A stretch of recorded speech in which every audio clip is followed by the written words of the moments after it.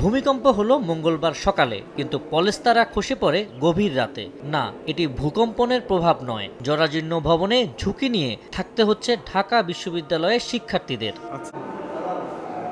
প্রায়ই খসে পড়ছে মহসিন হলের ছাদের পলেস্তারা, আহত হচ্ছেন শিক্ষার্থীরা।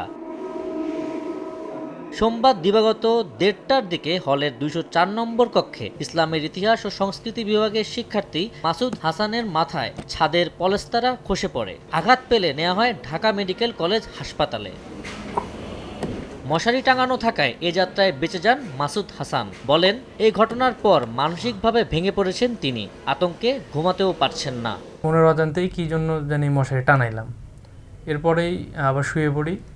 এর 5 থেকে 7 মিনিটের মধ্যেই বড় একটা প্লাস্টারের টুকরা উপর থেকে ছাদ থেকে খসে পড়ে, যেটা একদম আমার মাথায় সরাসরি আঘাত করে। ঘটনাটা আমার কাছে এখনও একটা ট্রমার মতো কাজ করতেছে।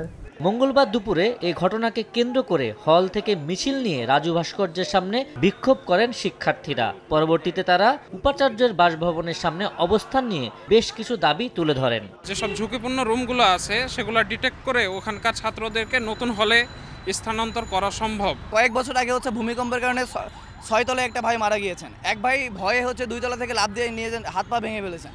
কালকে এক ভাই মাথা ফাটিয়ে ফেললো। আর কত